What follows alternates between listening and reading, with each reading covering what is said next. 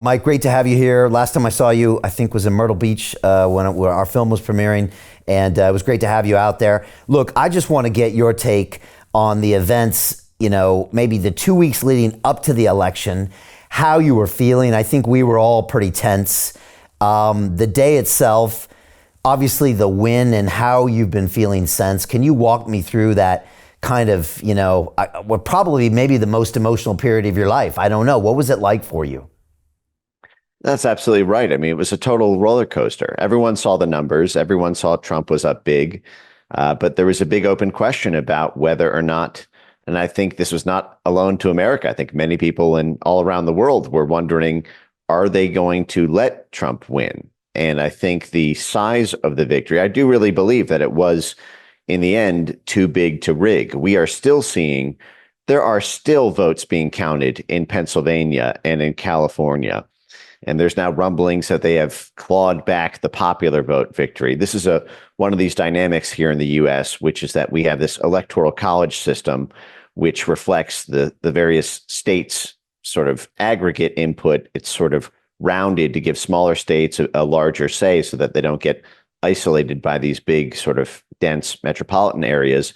And one of the arguments that was made in 2020 by high-level officials from the blob was that even if Trump were to win the election on election day, if he were to lose the popular vote, that they could organize street riots and protests and do a sort of color revolution style pro-democracy shutdown of the country, shut down the highways, block the federal buildings, invade the police precincts, all in the name of mostly peaceful protests because the people's will is not being represented by the popular vote. That was planned to be sort of carried out in tandem with a legal attack on the Electoral College system itself. We saw an attempt to sort of gerrymander that in 2024. In the weeks leading up to the election, there was a flurry of New York Times, Washington Post articles. Even the dean of Berkeley Law School came out and said that the Constitution is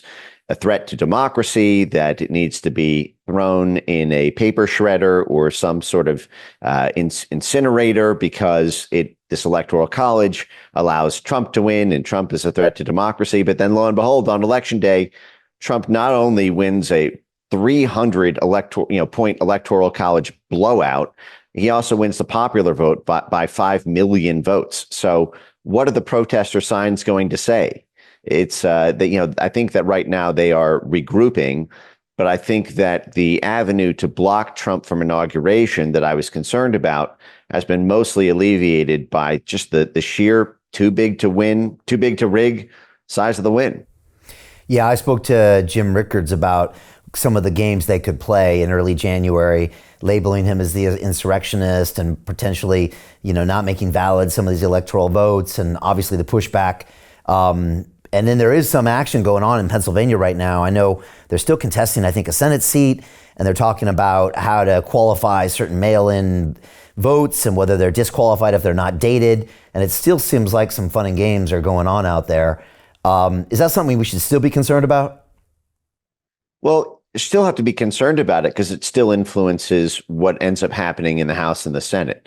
The fact is their fallback plan, shy of something tragic happening to the president, is to effectively neuter his administration through having a inside resistance through the Senate, through the House, through the courts, and through outside media and civil society pressure. And the more that our Congress is stacked in favor of President Trump, the harder it's going to be to block the Trump agenda. And so they're fighting for every House seat, they're fighting for every Senate seat.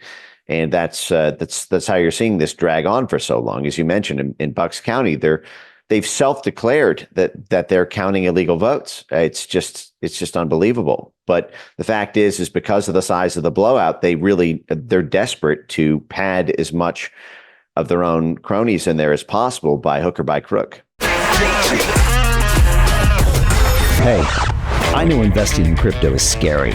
It takes a real leap of faith because there are so many scams, rug pulls, and bad actors out there. It's a dangerous business, which is why 95% of people lose all their money. Well, that's why I created the London Real Investment Club. so you can access the hottest deals on the planet and use the crypto bull market to create the generational wealth that you deserve. Join my team of over 100 people from around the world that are making millions of dollars behind the scenes investing in blockchain, AI, Web3 games, DeFi, Bitcoin, and more. Don't miss out. Click the link below to book a call with one of my team now. But hurry, this bull market will end soon.